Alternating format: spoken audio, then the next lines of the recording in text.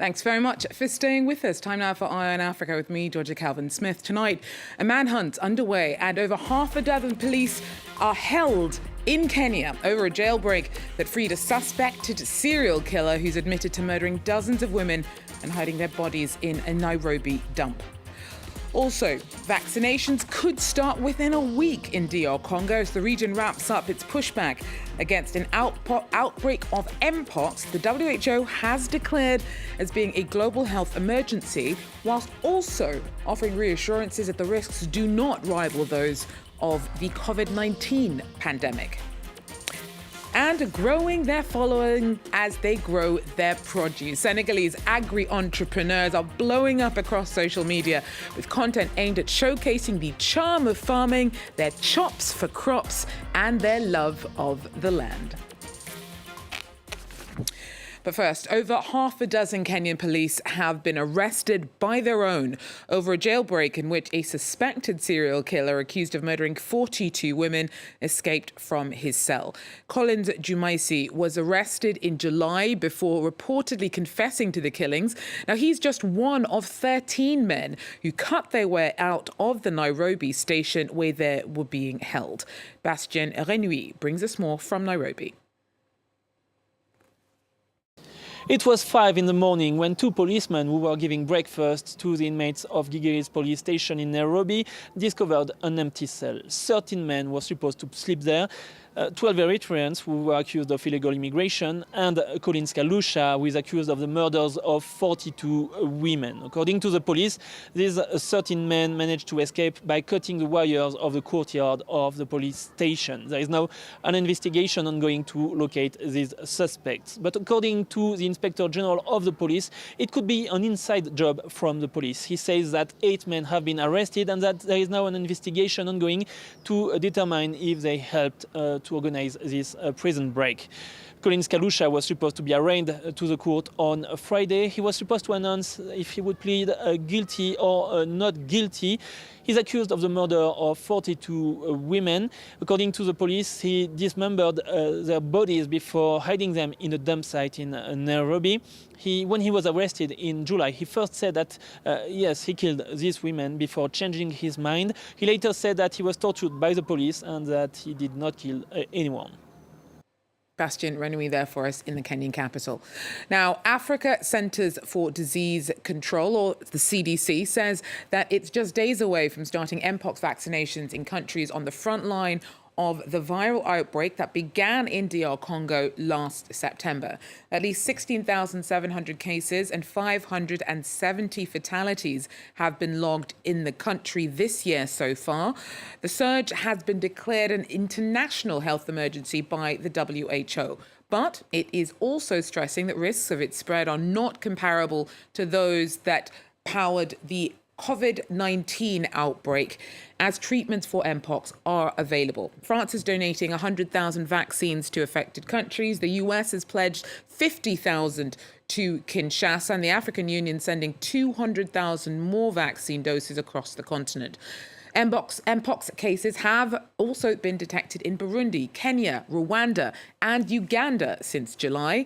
Cross-border travelers in the region are keenly aware of the risks. I'm afraid that I might get the virus as I travel because the government does not cater to us.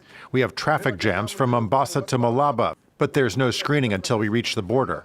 After having dealt with COVID-19 and then we have these, it could be scary a little bit because we don't know how far this can stretch. And so personally, I haven't experienced that, and none of my close friends or relatives have gotten in touch with this virus. But I just hope this is dealt with. Well, our Emmett Livingston now brings us more on the work being done in DR Congo to rein in the spread of Mpox. He comes to us from Kinshasa. Congo's Health Minister Roger Kamba said on Monday that Mpox vaccines are due to arrive in the country next week after the government requested help from the US and Japanese governments. The US had earlier committed to donate 50,000 vaccine doses to Congo, which has the overwhelming majority of cases of Mpox, a viral disease declared a global health emergency by the World Health Organization last week. Congo currently has nearly 17,000 Mpox cases, according to the government, and has registered over 500 deaths. Formerly known as monkeypox, the disease has been spreading steadily in Congo for 2 years. But since last year, a new and more contagious strain of the virus has emerged, leading to an explosion of cases, primarily among children. The new strain, known as Clade 1b, emerged in eastern Congo, a region embroiled in militia conflict and which has millions of people living in dire conditions in displacement camps. Suspected Mpox cases have already begun to spring up in these camps, and the fear among health experts is that the disease will start spreading quickly in the unhygienic living conditions there. Experts think that sex workers are contributing to the spread of the disease, but the virus can also be transmitted through close contact with infected people. Fighting the outbreak will be a daunting task, especially in eastern Congo. Samuel Boland, one of the experts coordinating the WHO's Mpox response, told us that while the situation is, and I quote, deeply challenging, health interventions are ongoing even in conflict-torn areas of North Kivu and South Kivu provinces in eastern Congo. But for now, there simply aren't enough vaccines to go around. Roger Kamba, the health minister, said that Congo needs about 3.5 million doses. Emmett Livingston for us in DR Congo. Now, Ghana's ruling New Patriotic Party has started courting voters in earnest ahead of December's high-stakes elections. It's fielding Vice President Mahamadou Bazamia as its candidate to take on top challenger, ex-President John Mahama. The NPP's released its manifesto, promising to boost access to education, improve infrastructure, and tackle crippling unemployment rates in the country. Our Justice Baidu brings us more from Accra. Dr. Mahmoud Bawumia is seeking to take over from President Nana Akufo-Addo, whose term expires in January 2025. His manifesto focuses on creating jobs, digitizing the delivery of public services, fighting corruption, and cutting the waste in public expenditure. The 2024 manifesto of the New Patriotic Party prioritizes what you, the Ghanaian people, say are your priorities. The manifesto lays out a clear path of how we plan to solve these major problems, among others.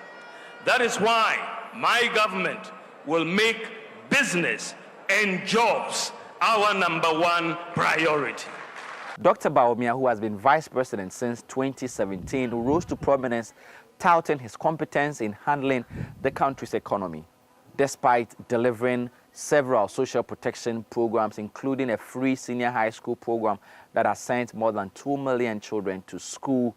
His opponents accuse him of supervising one of Ghana's worst economic crises in decades. Based on the policies and programs that his government seek to roll out, I have no doubt that come December 7th, Ghanaians would give the New Patriotic Party and Dr. Alhaji Mahmoud Bawumia the mandate to once again, for the first time in history, to break the age and then re-govern Ghana. No political party has gone beyond the 2-year mandated constitutional terms since the country returned to multi-party democracy in 1992. Well, a little over a week to go before round 2 of top-tier sporting excitement here in Paris.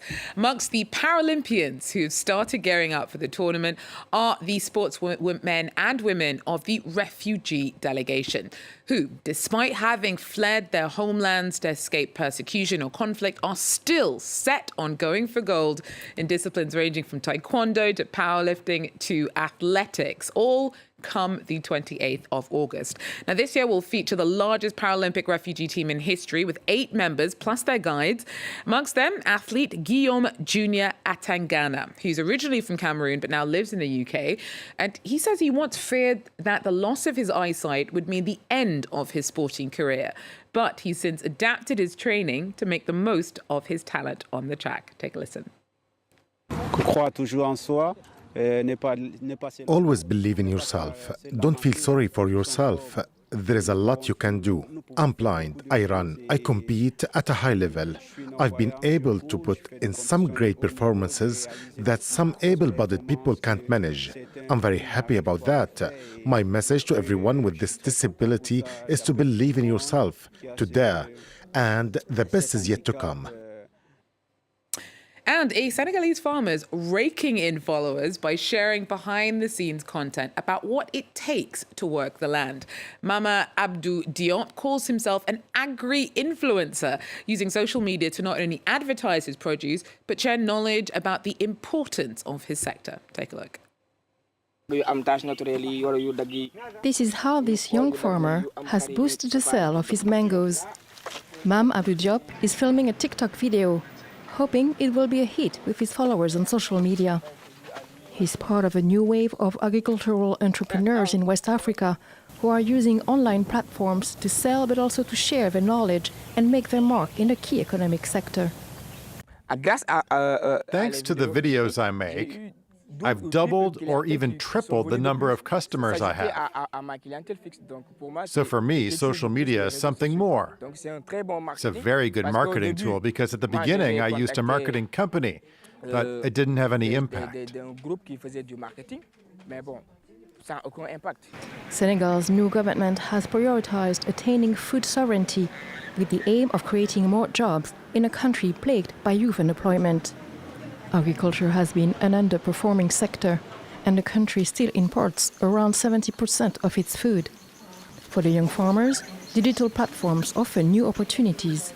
Nogai Sen, who describes herself as an agri-influencer, manages fields for dozen clients, helping with land development.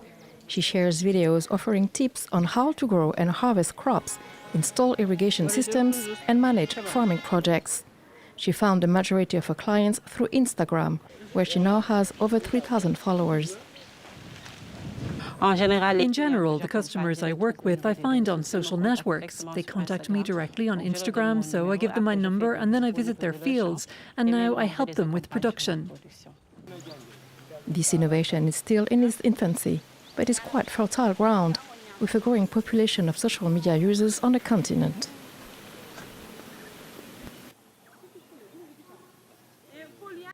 Well, that's it for Eye on Africa for now, though. Thanks for joining us, and do so again if you can. Till then, take care.